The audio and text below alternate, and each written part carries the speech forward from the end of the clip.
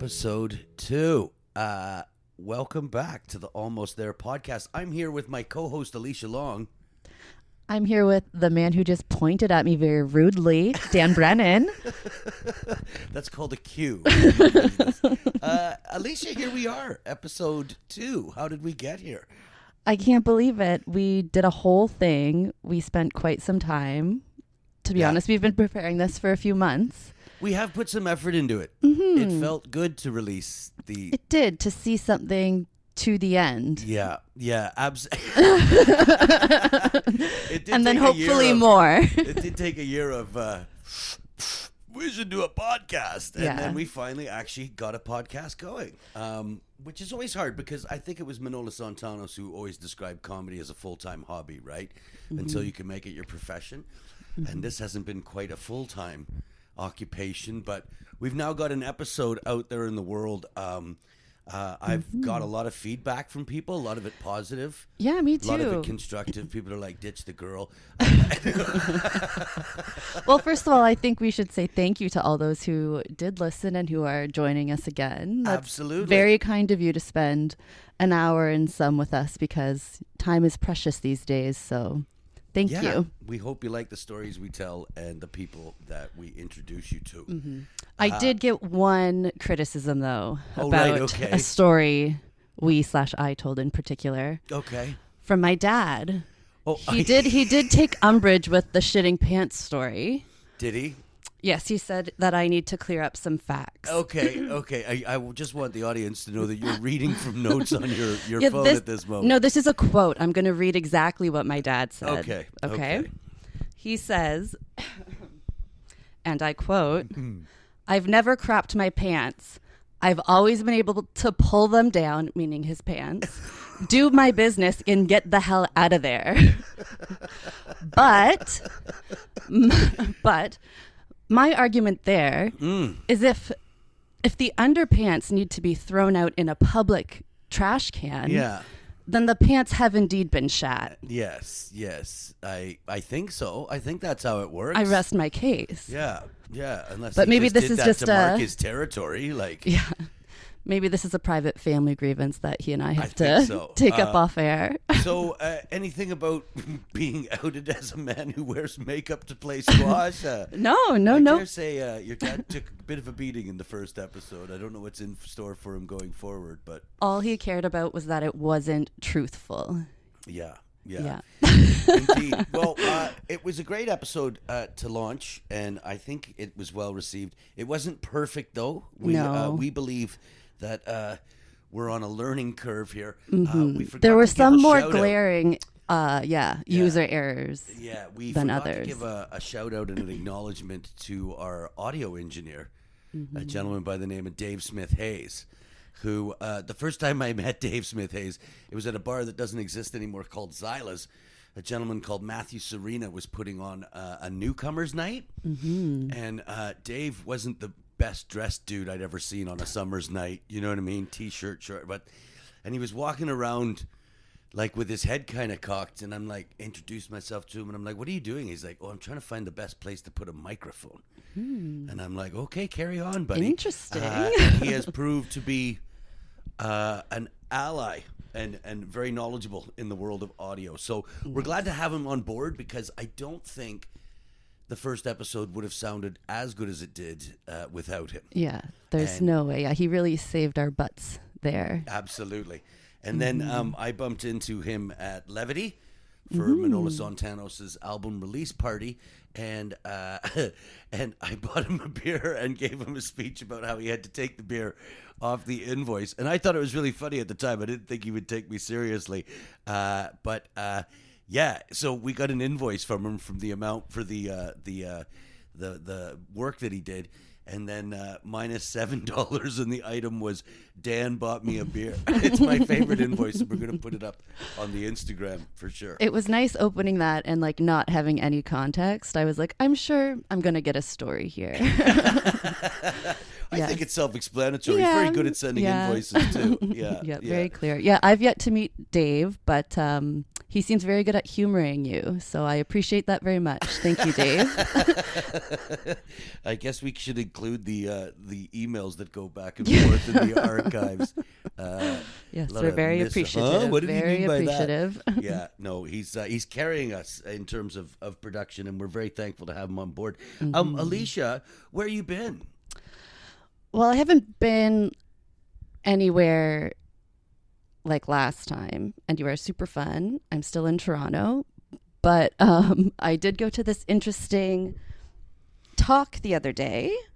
I went to go see this author named Ijeoma Oluo. She's written 3 books that I'm aware of. The first one is How to Talk About Race. The second one is called Mediocre, and this one that she was doing a Q&A about, or just a talk about, is called How to Be a Revolution. Oh, right. And can I make a joke, or would that be wrong? No, go for it. Is Mediocre the book you most identify with, or no? Well, I haven't read it yet, but it's something to do with how white men took over America. Oh, how right. like mediocre white men have taken over. Something Middle along management. those lines. Middle management. I think it more ties into death like of the alt-right companies. and stuff like that, to be honest. But Oh, right, okay. yeah, Well- I used to follow her on Twitter, is how I heard about her back in my obsessive Twitter days. Right. And I just saw that she was going to be at the theater at Hot Docs, which is right around the corner for me. Right. And I dragged 2 of my friends along with me, and they had never heard of her, but we had a great time. We went to Popper's Pub across the street afterwards, had Nice. some pints, and chatted about what we had just heard. So we're It just was going to great. hashtag all these places and hope they notice this. That's the way you do it. The fact that you dragged 2 friends along sounds very much like you. Yeah. Indeed. They enjoyed it, or were They humoring did. you? No. I think they were humoring me, but I think they trusted me enough to True, because believe part of that they would dragging people enjoy along, it. and there I go pointing at you again. I don't know why I did that. That part of dragging people along is knowing their tastes and knowing what they will Yes. enjoy. Yes. Yeah. That's great. Yeah. That's absolutely great. So yeah, invite your friends places. You never know. They might say yes, and you might have a great time. Yeah. No, it's always good to go and see things that you enjoy. That's how you meet people that are like-minded. In my Well, now that I've rambled on, what about you? Where you been? well, in terms of comedy, on the day we released the first episode, the 22nd, I was in Belleville for the first time doing comedy at a place called The One. But the big exciting news is that last Tuesday I went back to a show called Brantsterdam. Ooh. Yeah, this is a little bit of local comedy history, because do you remember before weed was legal? And No, my my memory stops after that. Well, I wonder why. there was a gray area where the Liberals had come into power on a ticket of we're going to legalize cannabis. And a lot of weed stores popped up. And event spaces popped up, weed lounges. So people would go and smoke weed, and these places usually sold weed. So they had lots of money to put on comedy shows, and they needed entertainment to keep the stoners there. It wasn't always the best place. There's nothing worse than trying to hit a punchline while someone's coughing or hitting a bong, you know? Well, what's it like to perform in front of those kinds of stoners who are going to be lingering and stuff? You can't pick it. Like the standard answer is when we used to play those rooms, because lo and behold, once it became legal, those rooms disappeared. You can't pick it. Like normally they don't really laugh. They don't seem to be paying attention. But at the end of the night, you get nothing but compliments as you walk by people or as you're walking off stage. There are nights where, they're really involved in the show. And at the new Brantsterdam, it's really, really small. It's like a cafe, like an old kind of diner style, but they're you're right on top of them. And I think that really helps the closeness. But yeah, we went back and we did it, and it was great. And like I said, there was always people to play to, whether you knew they were reacting or not. There was always money available to pay for gas and a little bit of weed for the helps comics. a lot. It does help a lot when you're starting out. And the one point at Brantsterdam, at the end, they used to they were making so much money, I'm assuming, that they used to go out and buy $250 worth of sex toys, and then they just give away sex toys To the audience? Yeah, to the audience. Like in Nice. between every comedian, they read off a raffle ticket number. So Awesome. the audience ended up being 19 to 69-year-old lesbian stoners. Nice. Yeah, just there to get high and get a Get this- sex toy and go home. Yeah. Amazing. Amazing. Yeah. So that was the real highlight of the week. That was a lot of fun. So how, I'm assuming it's a bit of a different crowd now that weed's legal. Were you allowed no smoking inside, I There's guess? no It was smoking a- inside. Yeah. Yeah, I guess it is a little bit of a different crowd. They I don't know. It was all fresh faces. That's, Yeah, I was gonna that's say, for sure. amongst the comics as well. Was it all new? No, old? it was me and the great Ashley Grace and Stephen Giradat, who's definitely worth checking out as well. He's the one who runs it. And Ryan Schneider closed out the show. We'll have to have him the snow. It wasn't snowing that night. Yeah. But there was like 20 people there, and they put a little money in your pocket. So it was good for a Tuesday night, you know? Cool. It sounds like you've been all over the place. With Well, comedy. the other place I've been, if you remember from episode 1, the great relief I had, I've also been back in touch with the passport office. Oh no. Yeah, they phoned me, believe it or not, when I was on the treadmill, and it said no caller ID. Okay, so I just hung it up, and then it rang back again. I'm like, well, that doesn't seem like a scammer. So I hit the stop button, slide off, like do the moonwalk off the treadmill, and I answer it, and the guy's like really rudely, yeah, it's the passport office. What's your postal code and your date of birth? I'm like, no, you prove Yeah. you're who you say you are. You And called he's me. like, well, I'm looking at a picture of you. You've got a gray beard, and the picture was taken at Walmart. And I'm like, okay, that sounds like me. So this is, I'll give you the long and short of it. There's 3 pages to your application. He's like, why didn't you include page 3 of the application? I'm like, I had an appointment. I went in. I physically handed over the application, and I'm furious at this point, right? Yeah. And I'm trying to stay calm because there's no point getting mad at the guy, but it's so easy. And he's like, I'm like, what are you talking about? So, anyways, he gives me a file number. I got to resubmit my application. Okay. Oh, no. Which means I got to get my guarantor and all that. So right away, when I get out of the gym, I go to the post office. I get a new application, and I look at page 3. And page 3, which is attached to the rest of it, it is your employment details and your references. And I sat, because I phoned one of our friends and asked her to be a reference on my passport, because I figured she had no prior convictions.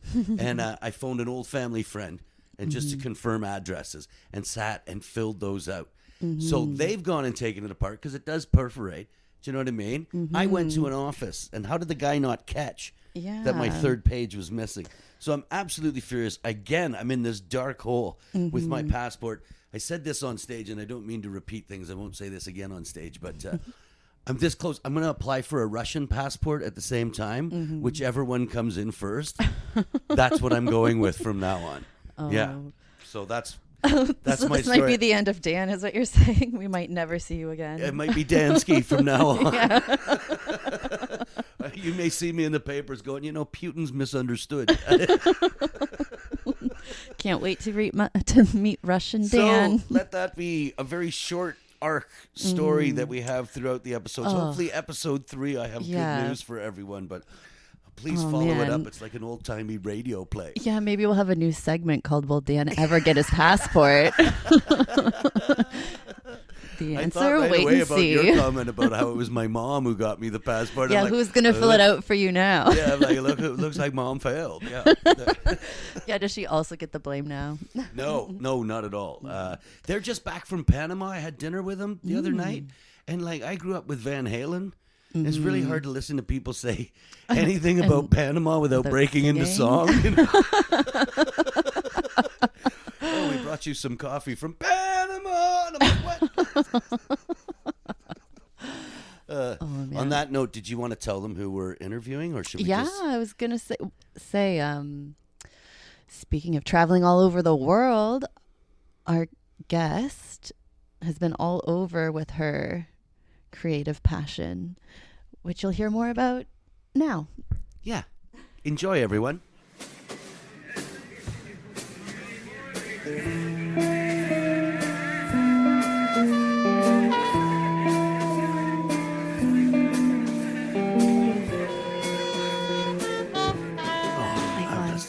for my ego. Guest Anyways, number one.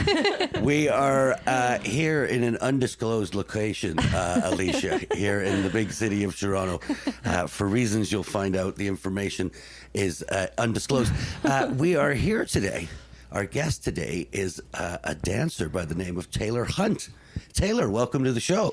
Thank you. Am I the first? Is this me losing my podcast virginity with you guys? No, we've been shopped around, passed about. This might be your first, but My first, but not Is yours. it? You've never been on a fine. podcast? No, actually, I don't think so. Oh my God, you've got such an interesting story. But Yeah. welcome not only to the podcast, but welcome home, by the way. Thank you. The reason this is undisclosed is because we're recording this at my home, which used to be Taylor's home for about 2 weeks. Yeah, that was a very brief period of time. Though officially on paper, much longer than that, I guess. Right. Yeah. I left to the Yukon Yeah. for a very strange 6-month contract up north, Canada. But, oh, right, working the oil rigs or? well, no, I was entertaining the people working the oil rigs. She was a diamond tooth Gertie. Yes, I was at Diamond Tooth Gertie's up in the Yukon. Yeah, what an interesting What's experience. that casino called in Dawson City? Oh gosh, it's literally called Diamond Tooth Gertie's. Oh. Yeah. Nice. And we did 3 shows a night, and all of the gold miners would come in and drink a lot. And we would do can shows for them Right. in skimpy clothes. Yeah. If anyone's a fan of The Amazing Race, they might have seen her. Yes, we did do an episode of The Amazing Race. Interesting. So after 2 weeks of living with Alicia, that was a preferable existence, or? You know what drove me out? The June bugs Oh, June God. bugs. in the closet upstairs. Yeah, the Oh, smell, right. the stink bugs. Is that what they were? Stink Yeah, stink bugs? bugs. Yeah. They really loved your curtain up there. And They like love the heat. curtains and the clothes and the heat. Yep. And I lasted one night sleeping in that bed, and I was like, "We're done. We're done here." That's hilarious. What were the accommodations like in the Yukon? Do they take care of their dancers? Yeah, or? it's a little better. We had an old house at the time. I think they've built a new home for the artists up there now. So I was the pre-new home era, but that's okay. It was a nice home for us. When to you stay. were up there, was there anyone who was like there on a grant or funding? Because I've heard like the Yukon has lots of like writers' residences and shit that you can go and like, be Yeah. a poet for a while. Totally. The government gives a lot of funding to the To send Northern people out Territories. there. Yeah. To go be artists. Yes, genuinely. but this Really? contract Yeah. was a business. Like it was contracted through a production company. They brought us in from Toronto or Vancouver, and we had about, was it 3 weeks of rehearsal? It was a very short amount of time. I don't Right. even know if it was that amount. Well, I remember even you making like, and I kind of, this ties into a lot of what I want to talk to you about, but I think even like the amount of time you had to make that decision was really short, because when we started looking for a house together, I don't think that was really even on the table. And then it was like, oh, well, maybe I'm going to do this, but maybe I'm also going to move to Toronto, or maybe it's all going to happen at the same time and I'll just do Yeah. it and sublet. Yeah. But it was like a big kind of crossroads and like a big decision that you had to make. And It was. And like every aspect of my life too, even when it came to my relationship at the time, I was having to like really think about that too, because I was leaving for 6 months. And so it was kind of like an easy way to become single, to like move away. You know what I mean? It was like a new, new version. to get into that. Yeah, tea. but like a new version of my life, right? And Yeah, that's interesting. Do you want to try long distance? No, I do not. Well, that was also like you had just come back from Japan. Like that was Yes. how long was that between you coming back from Japan? and you... Oh gosh. It might have been, was it a year? I finished in Japan 2017 in the spring. And then I think I had left for the Yukon the next spring, maybe. Wow. We moved in here, like March Yeah. 2018. But that's what you want as an artist. You want crossover with your gigs. You don't want to have to be waiting in between for the next gig. You want it to like really happen quick. So yeah. And what does that say that you had to move to all these different places to like actually be able to sustain a career as Isn't a that Canadian crazy? artist? Isn't that sad? Yeah. Is it sad, or is it just the way it works? Like, are there not I guess there's not can jobs in Toronto, but Right. Well, I it's not that you were an expert in can. It's that there was a job there, so you became a can dancer. Exactly. Right. Yeah, you have to be very versatile, and you have to be willing to be like, yes, I can do that, and then you figure it out after you say yes. Yeah. You know, you're Right. like, sure, I'll figure it out.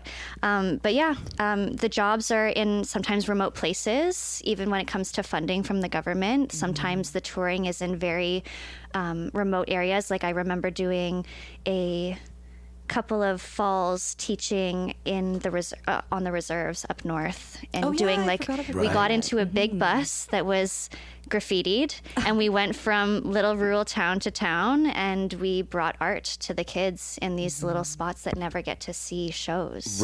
right. Yeah. Interesting. Important work. So talk to me about Japan. How long were you there for? That was a 15-month contract. And was that in Tokyo itself the That whole was time? in Tokyo. Yeah. Well, yes. I was about maybe a 10-15 minute train ride from Tokyo Station itself. So the Right. station I was at was called Shin Urayasu. Of And, course yeah. it was. I know it well. Yes. And it was right by Tokyo Disney. They like set us up. We stayed in a place called E-Village, which was 3 condo buildings, Yeah. all attached, and every artist that worked for Disney lived there. So we would just all walk to the train together every day, go to our respective shows. Right. and- So it was the big Disney that you were working for. Yeah. I have to Amazing. say that was maybe one of the wildest things I've done in my life was coming to meet you, like Yeah. in the middle of the night, not knowing where anything was. Like the way I planned that trip, I was like, I'm just excited to see Taylor. Like I don't know what's Japan. Like You're like, I just happened to be. I forgot I was gonna miss a day, so like Yeah. I was only there for like 6 days because Was it that short? It was quite short. We crammed like- so much into Yeah. that That's trip. amazing. But I wrote like bus and like Disney like in Japanese in my Yeah. little book that I had, and I was like, I'll just figure out everything once I'm there. And then I don't know how I found the place you lived because it was like far. Interesting. Yeah. Yeah. I mean, that's the thing is, you know, it's very connected. There's a million different subway and train lines. Right. But you have to really get to learn what they're called because it's a completely different language. Right. Yeah. Right. Yeah. But people are helpful at least. Yeah, if you and like there's point quite a to bit your of English. screen. It's surprising how much English. I Yeah. was surprised Yeah. by how much English. Yeah, was it's a there. major city. So so- which did you play, a character or several characters? Several. So I had 3 different tracks. Every dancer had 3 tracks that they would play. So we would alternate. And I was Snow White on some days. I was the evil queen from Snow White on some days, and then I was Cinderella on some days. Oh my God! What if Yeah. someone came and like they came and they saw you as Snow White, and then they came the next day and you were the evil queen, and you ruined their childhood? That was every day.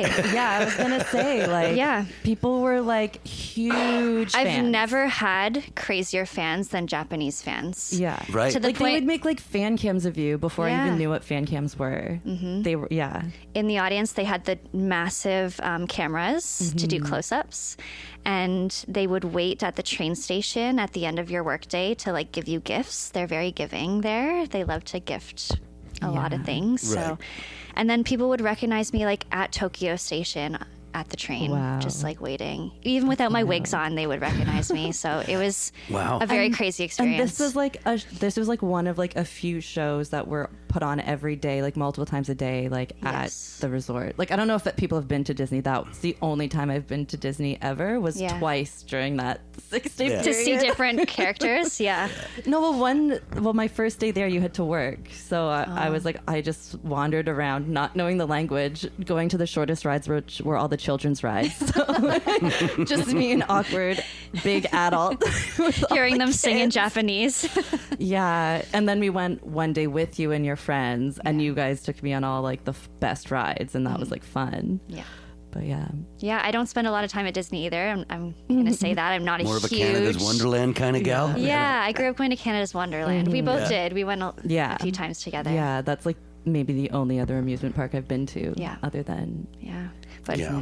there were some people that would go every day, every Yeah, show. that's wild. And I would do like Like sometimes young 5 shows a people or day. old people or All ages. That's All the crazy ages. part. Is they're just really Disney fanatics over there. Do you ever Yeah. miss that? You're like, I wish I got some presents after. I mean, I got a little taste of it, but I'm not one to like love fame. I really do like to have quiet time and just be on the street walking by and no one knows who you are is kind of nice. Yeah. So You never got into this for the fame and the fortune. no, there were actually times where we would try and take back alleyways to get out of the park, so we didn't have to run into people at the station. The fans. The fans. Do they like warn you about that? Like, did you know about that going into it? No. Yeah. No, they didn't say anything about that. Would that have affected whether you took that gig or not? No, it wouldn't have affected because either way, I'm so blessed that dance has brought travel into my life. Like I get to travel and experience the culture at the same time and work. It's a beautiful blessing to like be immersed in the art and see other culture. It's Amen. Yeah. Amen. Yeah, you have to travel. Yeah. So you've been other places than our farthest northern borders and Japan? Yes, I mean, I've traveled all over for training too. Like I spent some time in Montreal, it's a beautiful city full of culture. They really get it right there in terms of life work balance, which I feel like Toronto needs to take note. And more affordable living. Exactly. Just the winters are rough, but you know.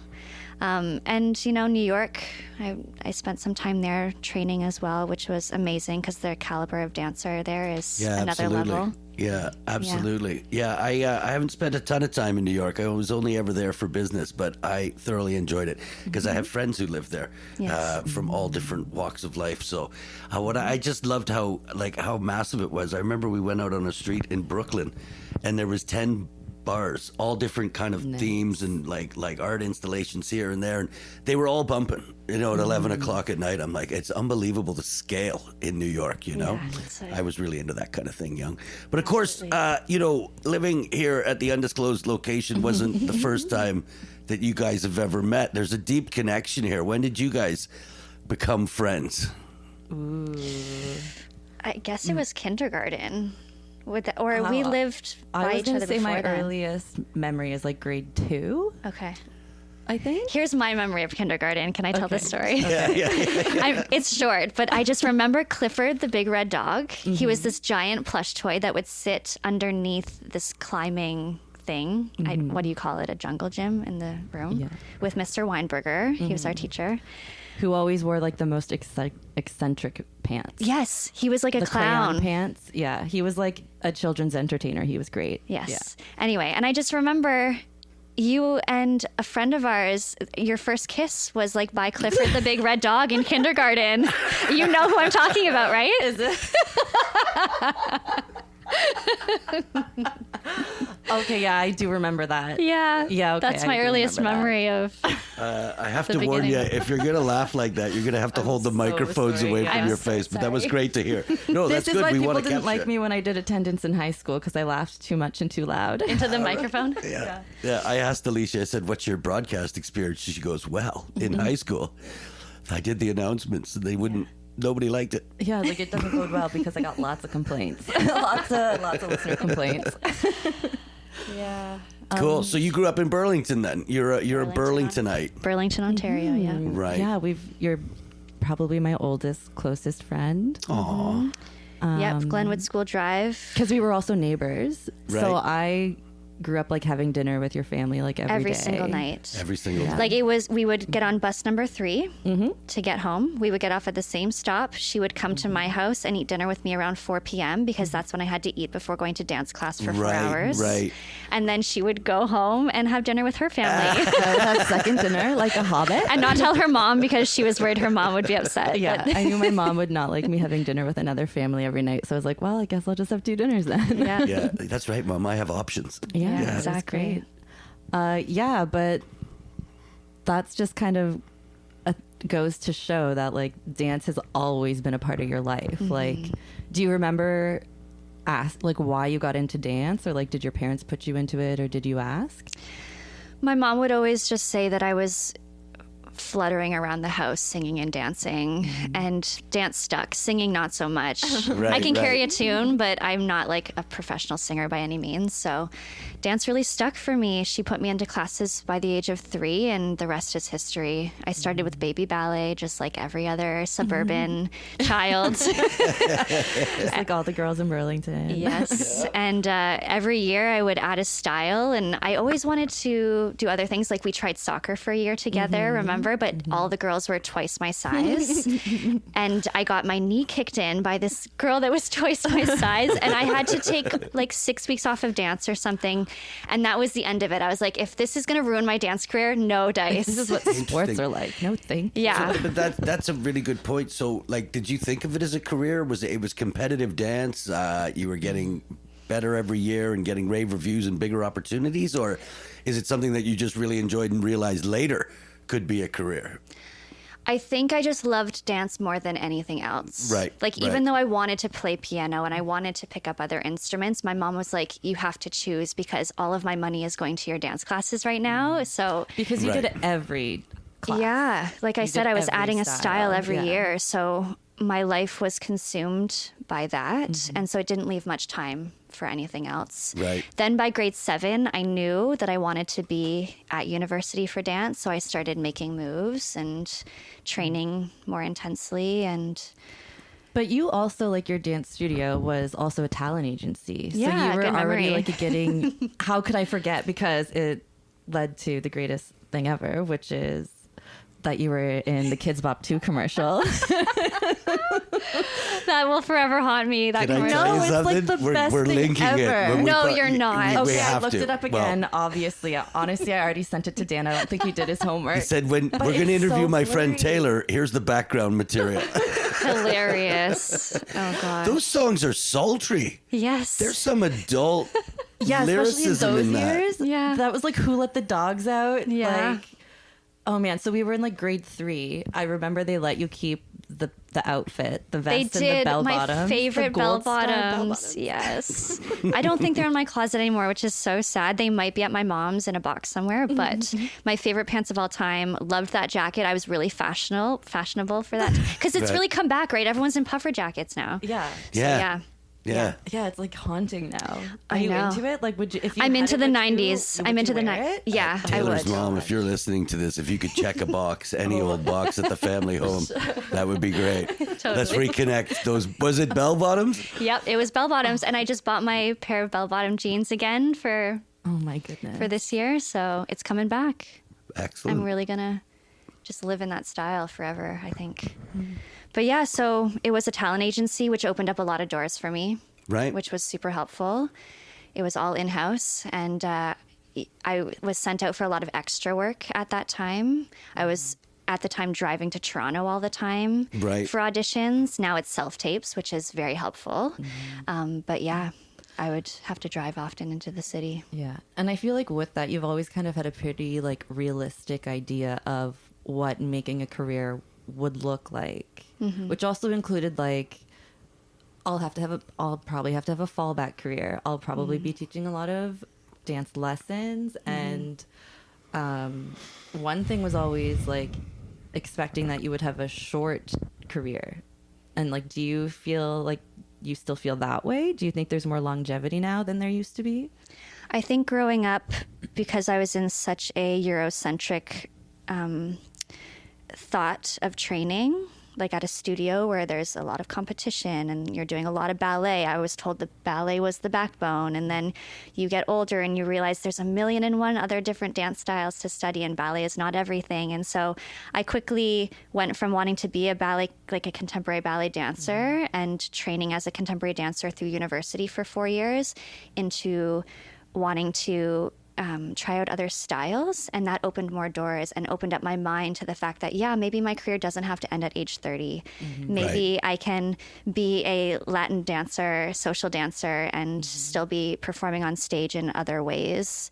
And I think dance will always be a part of my life, even if I'm not doing it for money, professionally, I guess you can call it. But yeah, it will always be there because I love it so much. And it is a huge lifestyle for me. Interesting. Yeah, absolutely. One question I had, you were talking about, having dinner at 4:00, little things that you have to do. Yeah.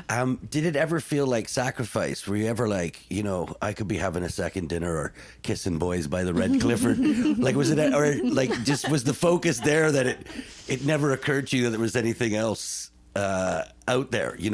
Were you interested or jealous of your friends who went out to these parties and, like, I guess, how did that feel? That's a good question, because as a dancer and having a lot of dancer friends, we always have this running joke where when people are talking about their childhood, we always joke that our line was, "No, sorry, I have dance." Like, that's what I was always having to say to you guys, all my friends in high school and everything. It's like, "Sorry, I can't come to this party. I've got a competition tomorrow," or "I've got 8 hours of dance rehearsal tomorrow." Like, it was always something to do with dance. So and you I like missed out on a lot of like the inside jokes that took place outside of school.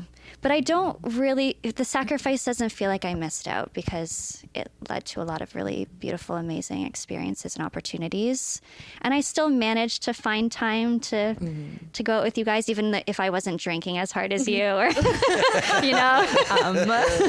Yeah, but. Oh, I was going to say, like, you had a really close like friend group through dance as well. Like, you got along really well with a lot of people. Yes. And there was like some crossover in our friend Exactly. groups too. Like, I got to know some of those people really well as well. I really felt like I was a connector in a lot of ways, because my dance group really bonded with my school group. And so they were mingling, they were dating each other. Like, it was just, I could just bring everyone together and not miss out on anything. You brought in like fresh meat girls to I all did. of like our guys, and they were like, "We want to be dating Beautiful now." dancers. Yeah. Is it in life and dance, or life as a madam? What's happening?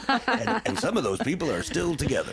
Yeah. Yeah. So, That's great. So the movie Flashdance, yes. fan? Yes. Big fan. Footloose, like that's a good dance movie, or Also a fan. also a fan? Taylor and I sometimes do the Footloose dance together. It's been a Oh, I long like time it. since we've done that. Yeah. But okay, what would you say is you like more, center stage or Dirty Dancing, Havana gosh. Nights? How do you know my favorite dance movies right now? Of course you do. Oh, man. Because I watched them all with you 100 times. Yeah, I always say to people, I've easily seen both of those movies over 150 I've times. never even heard of Center Stage. Yes. It Oh, was it's like, great. I have my homework. oh, yeah, it was my upbringing. When's the last time you watched it? Does it hold up?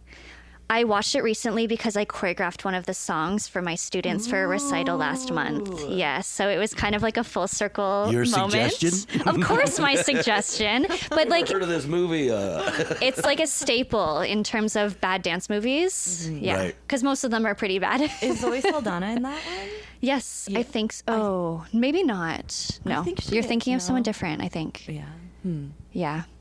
But you know what? Havana Nights is really up there, because it was such a dream of mine growing up to like go to South America and Yeah. find this like Cuban dancer man to dance with for the rest of my life. It was like a fantasy. So Nice. yeah, I love that. So How you've much been to did- South America, I have. right? Presumably to get rid of a boyfriend. That's your MO. Where are you going Maybe, this time? No. Yeah, no, But that you was didn't find the Cuban man hanging out. I didn't find a Cuban man, but I did a lot of Cuban dancing, and I also have trained in Brazil for my Afro-Brazilian and samba training. So I've just, as a person that is not of the culture of these dance styles, I think it's really important to go to the source, Yeah. where it began, and like really feel the essence of the movement and how they live their life and what they're experiencing in their surroundings every day. It all influences the art. So Yeah. you really have to immerse yourself in it to be able to call yourself that kind of dancer. Yeah, I maybe not so much in comedy, because comedy gets dated, but like when it comes to music, I always love to listen to the older artists. I'm not a particularly great musician, but I love listening to the older artists, because you always think to yourself, could you have taken it a different way, or like how could it have evolved? And if you don't understand those foundations, if you don't listen to them, you couldn't possibly take it in a new direction, right? So Absolutely. yeah. If someone was coming to Toronto to immerse themselves in the culture of dance, Like Toronto culture or dance? Okay. or anything, the way that you tried to experience other cities, where would you point them to? What do you think that they would find? Wow. That's a hard question, because the dance community is broad. Like, some people will call it the industry. Those are like the commercial dancers that are going to industry events. And then some people will call it community, where it's like, You're going to a dance studio in the mornings at 10 a.m. to do your contemporary dance class, which is essentially a meditation every day, right? So everyone experiences a little bit differently. I would say it depends on what kind of style they're wanting to dive into. There's lots of open level classes through the city and drop-ins, which is nice. But what's missing, I find, as we're getting farther along in developing the community or the industry, is consistency. Going to see the same teachers and really diving deep. I feel like a lot of people kind of bounce around, and you'll find your favorite teachers, of course, but yeah, it's really easy with our TikTok these days and our YouTube to just kind of pick up little bits of information, but not understand the overall foundation of what you're trying to accomplish. So I guess that's advice for a young dancer, is to dive deep, find the people that did the work and studied the foundations, learn from them, and then you can take your artistry to a whole other level. If you understand that, then the sky's the limit. Right. Like, it's like honoring the ancestors, you know what I mean? It's funny you say that, because I was kind of thinking about like how, and I wanted to ask you, like, how important do you think, I don't know if it's necessarily people skills, but like connection is in what you do? Because even when it's like dance is often done with other people, and like say you have a partner, like chemistry is important to like get your message across, or like to get the performance where you want it to be. Like, do you think that that's a skill that you've developed through dance? Yeah, can you explain it in a different way? I just want to understand. Like, do you find that you have any aptitude or like special skill for connecting with people? Okay, because I see. even the way you hop to different cities and you can like connect with other dancers really quickly and like learn from each other and find something that you can kind of like be vulnerable with each other really quickly. Yes. Movement is a very human and vulnerable experience. Like, you really have to put yourself out there and not feel shame about how you look or how it's going to be perceived by others. So in that sense, I feel my connections with people have grown very deep.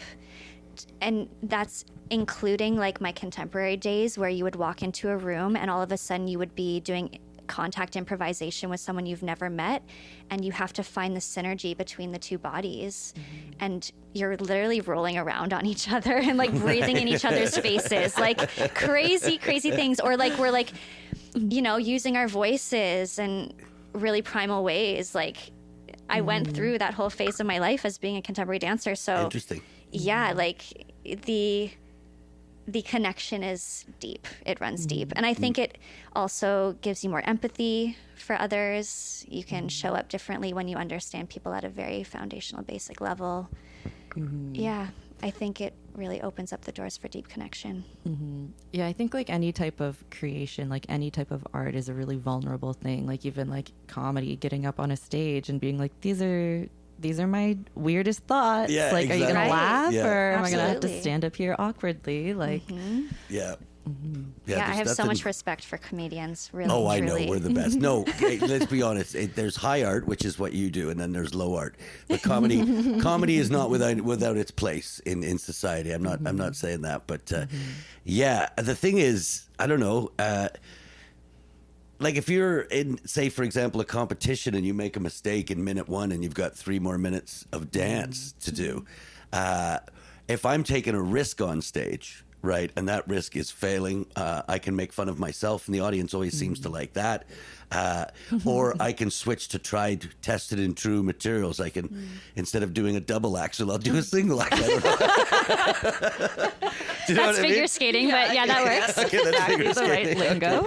I see But where you're going with that. let's say you're a minute in, you're doing a difficult piece and you fall or whatever, or the timing's off. What does it take to get back into the rhythm of it and to recover from? Have you been in a situation like that, or you're just perfect? You're like, no, I've done the work.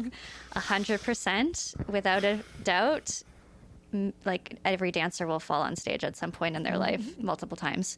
But as you get more experienced, you get quicker at hiding it. You get better at making a comeback. Right. People love a good comeback story too. So if you fall and get back up and you keep going, people are cheering their faces off for you because they're like, yeah, she's doing it. You know what I mean? So people are there to support too in the audience. They'll be like, at first, and then they love it because it's like all of a sudden it brings you back down. We're not just these like figures on the stage, almighty. We're just humans. Right. Showing what we Yeah, can. and anything can happen in a live performance. Anything can happen. Yeah. And everything. And you've worked under some interesting circumstances, like with greasy meats around. Oh gosh. I don't know if we should Is really that back talk to- about this, Oh, we but can get into it. Let's get into this. maybe not mention any names of any businesses who might be litigious. Yeah. But If you're someone out there who wants to hire dancers for your event, please make sure the conditions are safe and really think about the fact that we're putting our health on the line, our safety on the line, and understand that we are people that need care as well. Because I've been put into crazy experiences. Like I remember one year for New Year's, we had to dance on top of a very high fireplace in point shoes. Like it's very slippery on marble. Jeez. Yeah. Right. Like 10 feet up. oh my gosh. Yes. So that was insane. You're trying to stay on your blocks and not lose your balance because in either direction you're going off. Oh And you're my with God. 4 other dancers in a line trying to weave through each other on this fireplace. So that was an interesting It experience. would have been a dominoes effect. Yes. Yes. Exactly. What are your blocks? Is that? Oh, your blocks are your point shoes. Oh, so like up on your toes. Yeah, we call them blocks because it's a block of wood that's at the base of the shoe. And that's why okay, the I didn't toes get realize. so messed up because you're just standing Yeah. on a block of wood. Exactly. I didn't know that. I thought that that's the only people who messed with wood and shoes. Yeah. And then, of course, the greasy meat from, I would do shows at Brazilian steakhouses around Sure. the city. And we are in high heels, stilettos, and platforms, and moving very quickly. It's very fast footwork. And they would be walking around with meat. And if something spills, and knives. And so it got to a point where we had to be like, okay, 5 minutes before we go on, Yeah. all carvers are off the floor. Right. There's no knives, no meat anywhere. We Right. need the space because they thought we could just be like in the background dancing while they're walking around, but it doesn't work that way. So you really have to advocate for yourself and fight for yourself 100%. as a dancer. Yeah. I think as any kind of an artist, you Yeah. have to look out for yourself for sure. Without a doubt. Yeah. Safety pay is also a thing, so please support your dancers. Yeah, that's quite the PSA there. Take care of them. Yeah. Don't make them work in unsafe conditions. Is there a code? Is there a code, or like would there be a code in the theaters, or? Yeah, I mean, for union gigs, there's definitely Sure. support there. As dancers, we did try to unionize once upon a time. Oh, It didn't really? quite I didn't know that. When was that? unfold. Not too long ago. I'd Right. say like 2010s. Oh. Someone tried to get a union going, and it just didn't fly because it's very unregulated. You know, everyone is trying to make a living, so they're going to say yes to any gig because jobs are sparse. Yeah.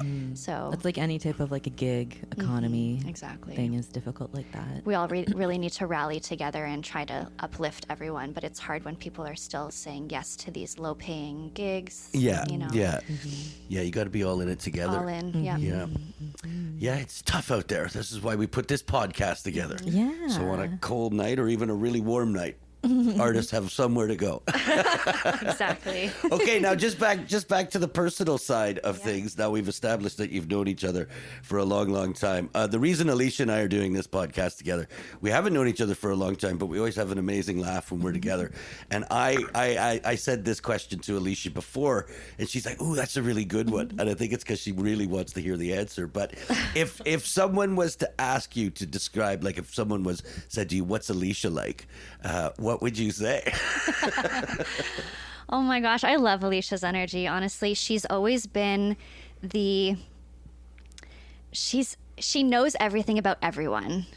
Like, she is so good at knowing what's happening in everyone's lives. She is the center, and everyone goes to her if they need to know what's happening. Like, if there's a party going on or if there's plans, like, everyone would just ask you because you always knew. And we would have parties at your dad's house often too, so people would often like rally around your place. And so I would say, I guess she's the connector, she's the grounded soul in the group, and she is always willing to understand what everyone's going through at any given time and be there to support them. So Oh, that's really sweet.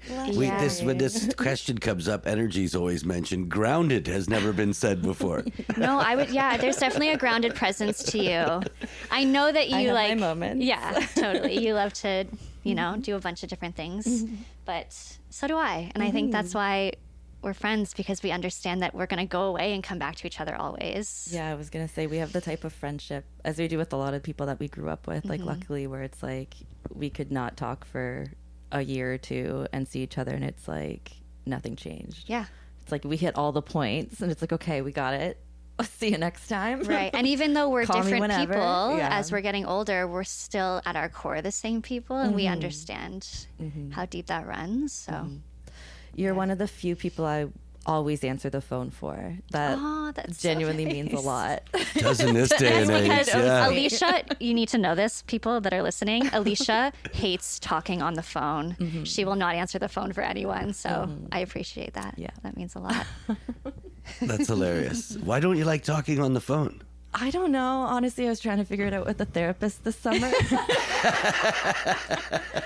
I have some theories, but I don't know. I don't know when it started. I don't know if it's always been that way. Yeah. 'Cause I I've think had it's to do it always for been that work. way. I know, but you're such a good talker. Communicator, I can yeah. fake it, yeah. fake it till I make it. Something Yes. about not being able to see people, I think, throws me off. So FaceTime would be okay. Yeah, I'm much better at FaceTime. Okay, that's interesting. Yeah, yeah. Yeah. I've been- So I've how been far did you trying, get though. with I've been that growing. therapist and on that issue? Nowhere? Well, there were many other things to Yeah, discuss right. first. He's like, At the bottom of the list. I think she was even like, lots of kids your age are thinking this. I'm like, no, this is a thing I was doing it before it was cool. I've always been this way. Yeah. And I was like, and we don't need to talk about this. I got bigger problems right now. right. Like our existential crisis as a 30-something. Yeah. Yeah, you do go through that. I'm a little bit older than you guys. I remember when I lost my hair, having a really bad.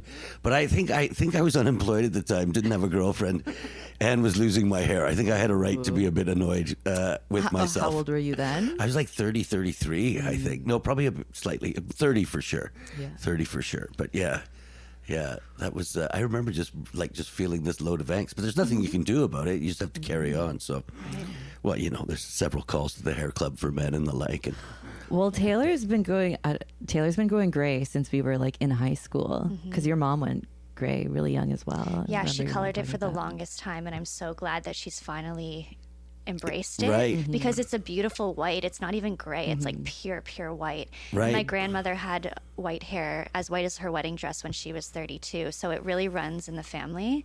I found my first white hair at 12, and the rest is history. I tried to dye it for a little bit through my 20s. I was playing around with like reds and purples just for funsies. But the pandemic came around, and I was like, what am I doing? I don't even have money to spend on my Yeah. hair these days. So And it looks Right. so cool. Like, it looks Thank you. so cool. I love it so much. thanks. the I'm way really it is. embracing it. Yeah. you do see So younger cool. people dyeing their hair a wispy gray. Yes, Well, it's really Rihanna made it trendy. pretty cool Yeah. a few years ago. A few years. It was probably like a decade. Yeah, that's probably why I haven't heard of it yet. I get auditions for mom roles only now because of this gray hair. So I have to come to terms with that, but it's okay. It's all Mom right. rules to like what age of child though? This is what I'm saying.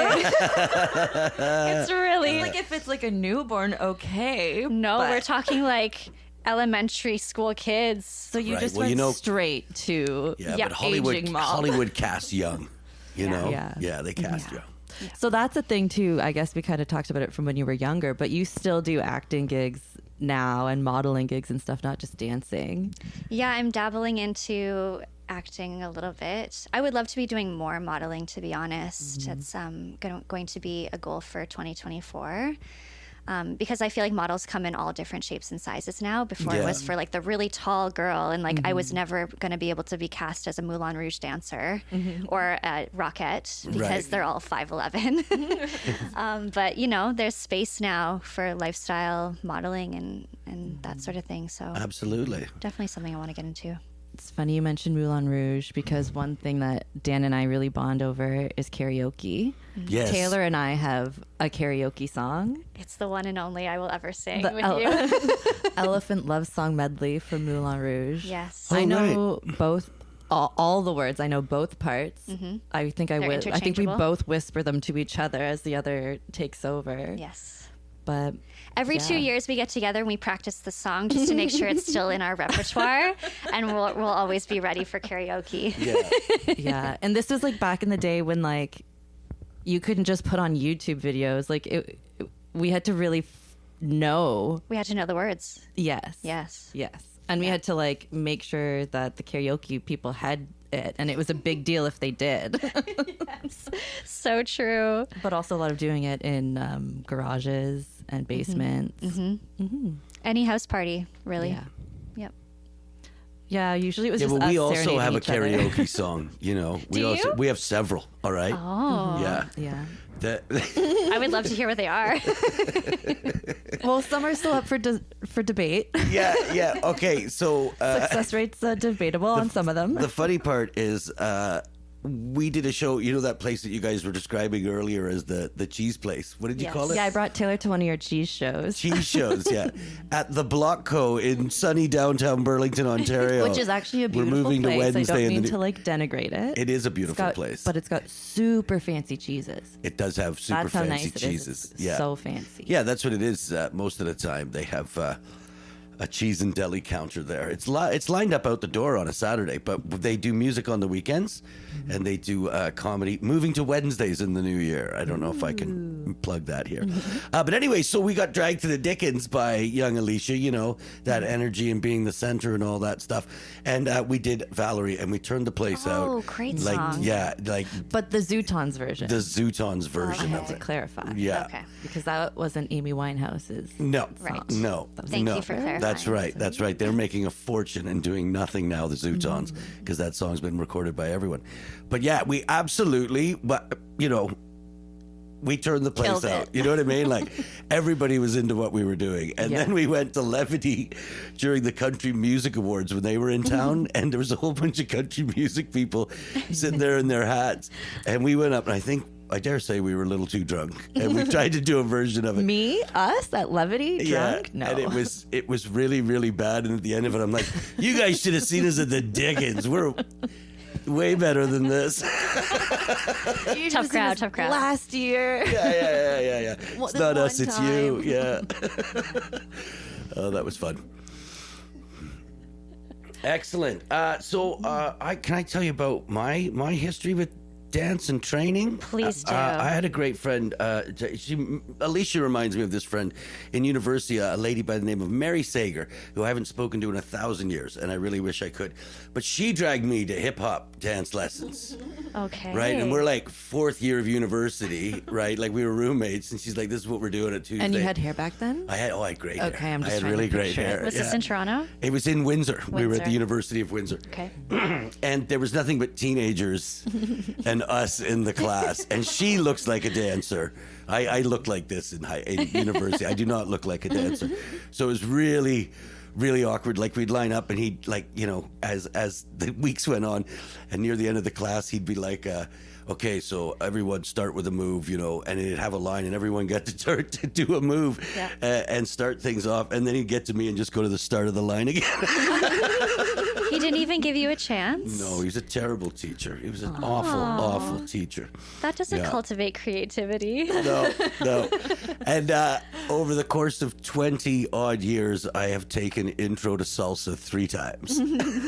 Great. That's amazing. That's a great start. Yeah, one time in London, England, and you know they do it kind of circularly. There's never enough gender mix for enough partners. Okay. And there's this woman, she was built like a barrel, and I was doing it really, really badly, and she like grabbed me by the wrists and yelled at me, "You're doing it wrong!" Okay, Like you I need was to wasting know. her 20 quid for the evening, you know? Yeah, you need to know in London, England over there, they're great salsa dancers. Oh, really? Like the scene is bumping. wow. So Interesting. I'm not surprised that you But had she a was a woman beginner too. This like was that. a beginner class. Right, but Yeah. even the beginners are good over there. Right. Yeah, and then I want to plug here because I've most recently done it in Hamilton at Studio G on James Street North. Yeah. One of the bartenders I know at the Judge, a gentleman by the name of Dion, his wife Melanie, is a photographer, and she has this amazing looking studio, and she offers salsa and something I'd not heard of before, bachata. Bachata, yeah. Yes, from the Dominican. Oh, right. Okay. Because that would be going on before us. And Yeah. it really looked like crowd control. You're leading people around a lot now. It's such a fun dance. And, it's just becoming more and more popular, which is exciting because salsa was the big rage for a long time. And Right. it's been very codified, and it's become, people can turn it into a program now that they can sell and that sort of thing. But bachata is on its way into being that as well. And there's incredible professional bachata dancers out there now. Nice. And lots of different variation, too, depending on where you are in the world. Are you doing salsa or samba lessons right now? Anywhere? Like teaching? Yeah. No, I'm not so much. I'll teach like a pop-up Latin jazz class every now and again, or a salsa. I was doing a lot more samba. I started a company out in Calgary when I was living there for 2 years, which has lived on, which is so nice that What's it called? it's called Samba Soul, YYC. Right. Yeah, so we had a really lovely group of ladies that were on the performance team and training with me every week. And now it gets to live on, even though I'm not there, which is like just the biggest blessing when something can really carry on and you feel like you've left someone with Absolutely. You've tools created and- something Yeah. that's going to last. Yeah. That's a good feeling, isn't it? I wouldn't know, I'm guessing, at this point now. Yeah, so I've come back to Toronto to train my samba more than teach it right now, but it's definitely something I would love to start teaching again. Right. I'm just right. focusing on it as a dancer for now. And what kind of classes are you teaching right now? I teach jazz right now and a lot of fitness classes. Yeah, Toronto calls. Dance for fitness? Yeah, some cardio dance classes for sure, where it's like Right. a follow along where you can just come in, follow my moves, and we have a great dance party for Oh, 45 interesting. minutes. Yeah. That's great. And then a lot of movement-based things too, like strength training and Pilates and bar fitness. And And these are all adult classes. those are all adult classes. Yeah, all of my kids' classes that I teach are usually as a residency in a high school or an elementary school, and they'll bring in an artist in residence, and so I'll get to work with them for a week or 2 weeks. As a part of like their gym time, or we had That's that fun, when we yeah. were in school too, right? QDF? QDF, yes. And our gym teacher would always make me teach the warm-ups. I remember Putting you to work. Yeah. Remember when they taught us how to do the Macarena? That was like part of our gym class. Yeah, I can't even believe that. We also, in elementary school, we like were forced to audition for a talent show. It was part of our like music class. And like if you made it into the talent show, you had to perform. Right. I feel like this is a recurring nightmare I have where I suddenly have to do a talent show. And I'm like, I don't have any talent. Oh, yeah. Yeah, just to get the kids moving, I guess. Yeah.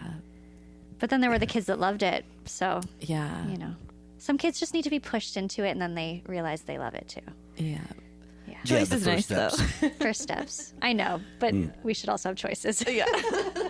Yeah, I can remember my youngest in dance.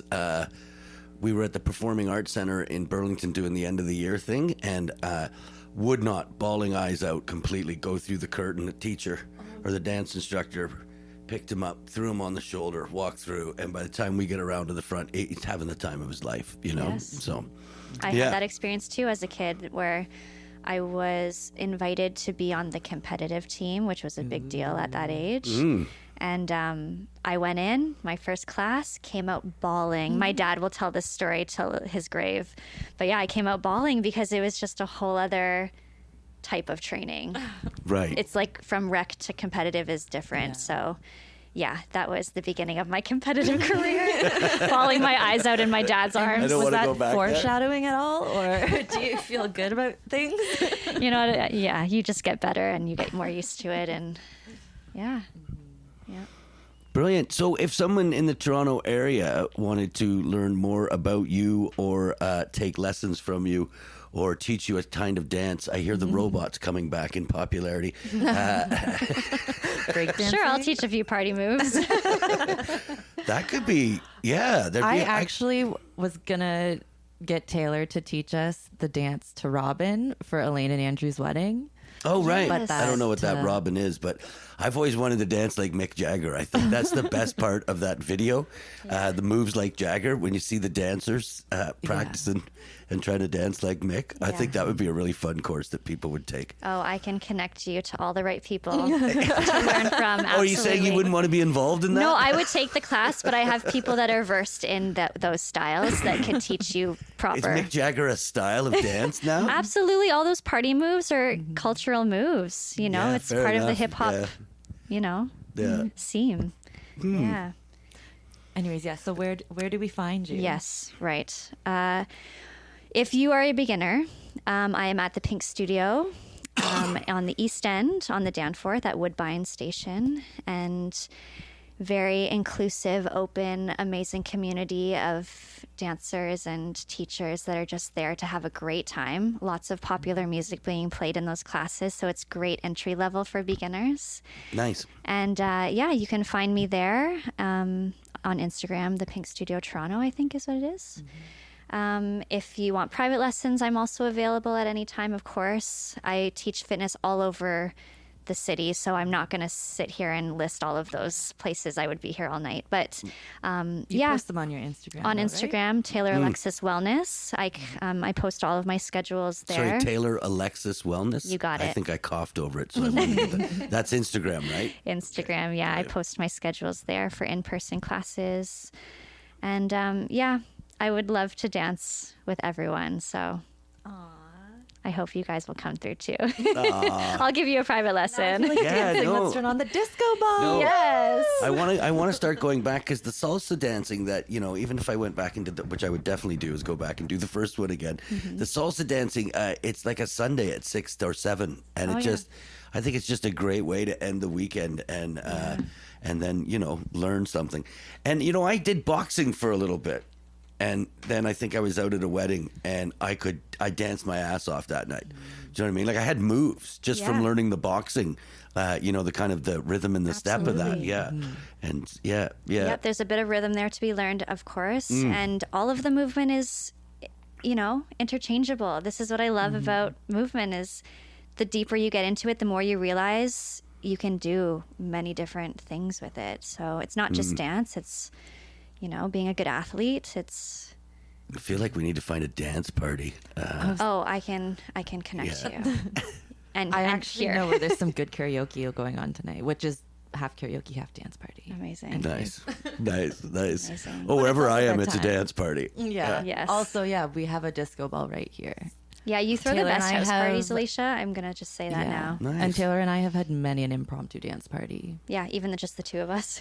in private, See? in public. Yeah. My friend Mary often. used to do that too. Yeah. We would have like just impromptu dance parties in the living room. That was I how think a we lot of grew drugs up. were involved. That's all to be we fair, did. But yeah, It's joy. It's exercise. It's endorphins. Yeah. It's so many things. Yeah. yeah. I highly recommend. It's hard on my knees. Yeah, but you know, there's ways around that. Yeah. I really Little only have bop a of the stomp shoulder. step. That's how my dad dances. Just He don't does the stomp your stomp feet so step. hard. Okay, Yeah. well, thank you so much for joining us, Taylor. Thank you, friends, for popping my podcast cherry. That is unreal. Watch, Yeah. we created a monster within 6 months. Yeah, Taylor will you're a be real professional. podcasting herself. I love and, it. I listen to podcasts all the time, and I love conversation podcasts. So it's really nice to to be able to be a part of it. Thanks for sharing your story. I really enjoyed hearing that, and we'll see you at the cheese show. I'll see or you a dance studio. at the dance party. Yeah. To be determined date and time. We'll invite everyone. An on. undisclosed location. Yeah. Nice. You have to, Yeah. yeah, you have to message us to get the location. Okay. Awesome.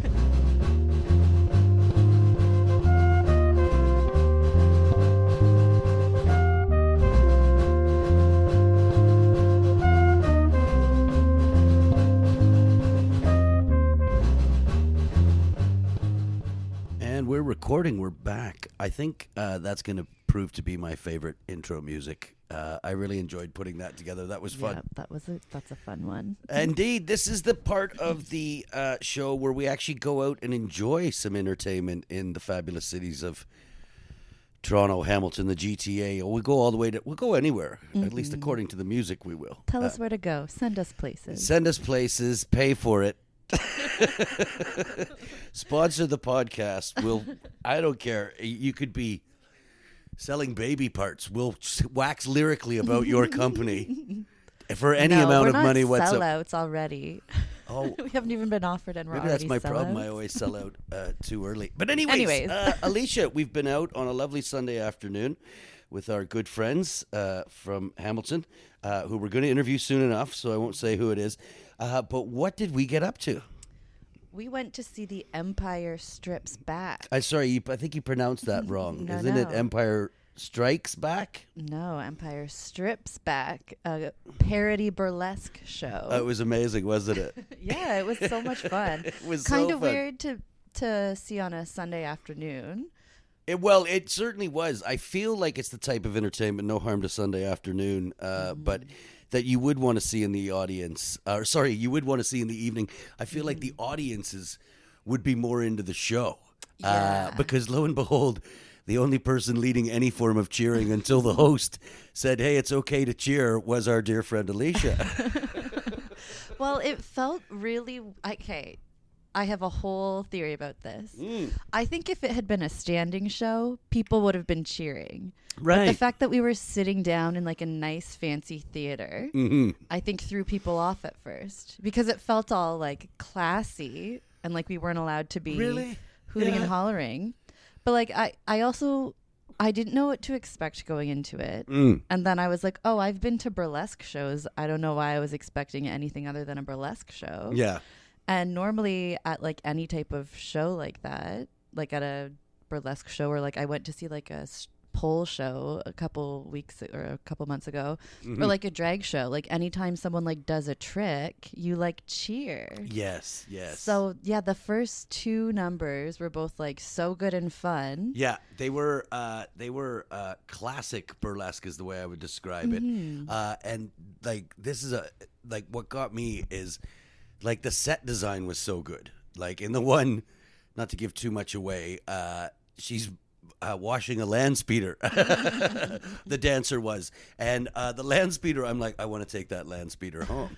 And their R2D2 was perfect. Yeah. But the first one, the only complaint I have about the first one is not really a complaint, but not to give everything away, but the first dancer comes out on top of a tauntaun. It's set up as the ice planet Hoth, and I knew the tauntaun was going to die because he had dead eyes. He's like, that is the only.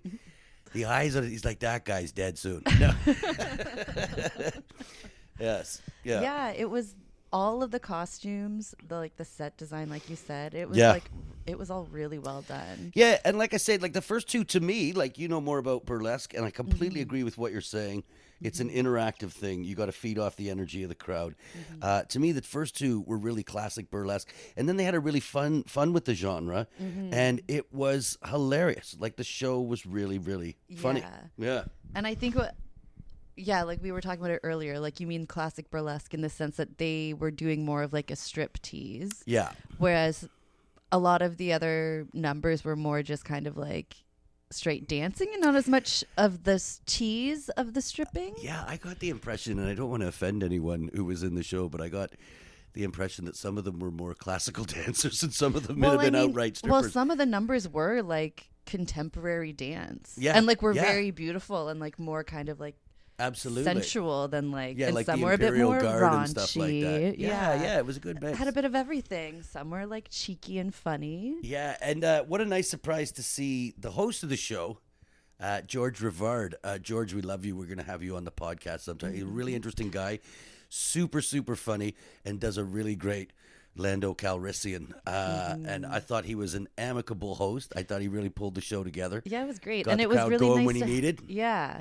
it was good to have his leadership, obviously. The audience needed it. And then, of course, he pitches in on the last number. He's out there singing and Yeah. dancing. I'm like, George, you've been holding back on us.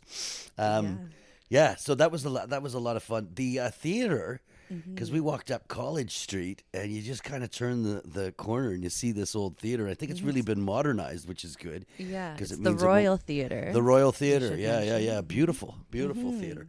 At least it was back in its day. I don't know about now. No, that was a lot of fun, and they were selling. We should have bought one just for the novelty of it, but they had a like a Some comic book merch, series on yeah. Wookiee erotica. They also had some Chewbacca undies Did and they? some shirts. I saw that. That's a good point too. The guy who played Chewbacca, I don't know how you dance in an outfit like that. I don't know how he didn't turn into a puddle of sweat. Yeah, and then he took off his like head thing at the end, and he didn't look like he was sweating at all. I know. I feel like he I had was maybe really annoyed about I that. think he might have had a sweat towel boy at the back, or maybe the tech's come so far that they were able to cool the suit because it did look like a heavy It did look suit. really- Yeah, it looked a proper Chewbacca. And as someone who has a similar amount of hair, I can tell you, it gets very steamy. It gets very steamy. Yeah, that just sounds really Sweaty. It's just steamy. Yeah, I think you've been talking about burlesque too long. That's the problem there. Yeah, no, but I would definitely recommend that. Like the Jabba the Hutt, I felt like I was in the room with Jabba the Hutt. You know? Yeah, that one was particularly impressive. Yeah, I yeah. enjoyed What that. is your what's your history with Star Wars? Are you a huge fan of Star Wars? Yeah, I was just gonna say, Dan, you were the only one who understood any of the Star Wars aspect to it at all. Of the four people that were know. there, How is that possible? Yeah. That there's people that exist. I've never seen the movie Titanic, and I don't tell anyone that because people look at you funny when you do. You know what I Yeah. mean? well, like I same know a with this. lot about Star Wars. I feel like you can't not absorb a lot about it. But I think the only movie I've seen all the way through was the first one with Hayden Christensen, like the first one that he was in. Right, the Phantom Menace. It has I a think name, you so. know. They're all the same to me. Here's a fun fact for you. The bidding war for the pinball machine for the Phantom Menace took so long and was so expensive in the end, right? Because there's 3 pinball companies in the world that by the time the pinball machine came out, the movie was kind of already a flop. People were like, I hate this, what they've done with Star Wars. And that company went bankrupt. Whoa. Isn't that interesting? Eh? That's the power of Star Wars. Don't mess with the dark side. But what's your experience Well, with of Star course, Wars? I'm of that age that in 1978, the first sleepover I ever went on, I was in grade 1 or grade 2, we watched on you don't even know what this is. It's called a top loader VCR. Okay, so the little cassette holder thing comes out, and you slide the tape and you push down on it. And it didn't even have buttons. It had knobs, okay? And you'd have to tune it into your TV. It was crazy. But that's the first time I saw Star Wars. And we must have watched it like 10 times that weekend, you know? This was still in the age where I think VCRs were quite expensive. But you would rent them. You would go down to like the Radio Shack and rent a VCR for the weekend, right? Get like 6 movies. Get all the kids. Did you see any of them in theaters? Oh, of course. Yes, I've seen Return of the Jedi the most in theaters. Do you know what was a really nice moment, though? I was living in London when The Phantom Menace came out, London, England. And I had these 2 Kiwi What lads. year is this? I don't know. Is I that the don't one know. that I said I saw? Yeah. Phantom Menace? Yeah. Okay. So I don't know. Maybe if I was to guess, I would have to say it was around 2002, somewhere between 2000 and sounds about 2004, maybe? Maybe a bit later than that. But I was hanging with these 2 Kiwi lads. And, of course, you know, we were working in bars, just having fun, being young lads. And we really bonded over Star Wars, like on the way talking. I don't know. It was just weird. It was the first time we talked about something else other than partying, I think. And then we got to the cinema and we're like, hey, they sell beer here. No. Oh, nice. They did sell beer in the cinema. It was the first time I'd ever seen beer in the cinema. I just thought that was the worst.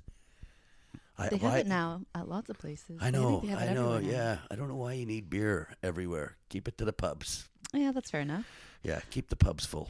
That's I saw that one in theaters as well, though. Right. And I also saw it for a sleepover birthday party, but it was probably when we were like, it was like a 12th birthday party or something. Yeah. What were you like the whole time? This is shit. I fucking No, hate it was this. it was a girl's birthday party. We were all excited to go see it. And just because of Hayden Christensen, and of course that Scottish No, hunk, there was Ewan McGregor. No, there were some true Star Wars fans among us. But I was excited to see Hayden Christensen. Yeah, he was Right, cutie. right. Cutie patootie. And how did that crush go? He's still cute. Yeah, the bastard. No regrets. No regrets. No regrets.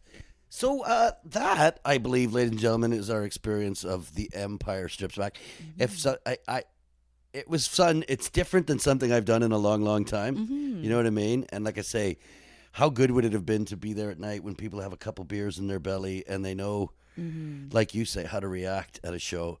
Because it is, It awesome. also just didn't really seem, this was a fun aspect, was it didn't seem like the typical burlesque crowd, I think. It seemed like a lot of older couples on dates. Yeah, that's true. It certainly wasn't a burlesque crowd. Yeah. I think there was a lot of cosplayers looking for ideas. Maybe. There's an outside chance that was the situation. Yeah. I also feel like it's worth noting we just found it on Facebook. I think we both saw ads for it. Yeah. And we were like, why not? Let's just go see this. And it was fun. Look Absolutely. at that. Oh, I would highly recommend going. It's a blast. It's an absolute blast. Yeah, especially if you like Star Wars or if you're an ignorant person who hasn't seen any of the culture. Oh, yeah. I in the guess last- I don't know how long they're in Toronto for. But Nor the do show, I. it is a touring show that tours all over the world. So I think they're into March Yeah. in Toronto still, Yeah. hopefully. So people will have a chance to go see Yeah, I it. believe it's an extended run. Yeah, go and see it. Go and see it. Yeah, and if it goes to another town, and tell us what you think about it. You can get a hold of us on our handles, on the Instagram and the YouTube. Let us know what you think of the podcast.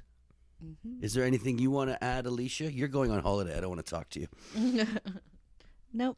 I'm good. We'll talk about that sometime. This is the second holiday. It was only our second podcast. Talk when we get back, I guess. That's it. All right, ladies and gentlemen, that's episode 2. Take care, and we'll see you for episode 3 soon.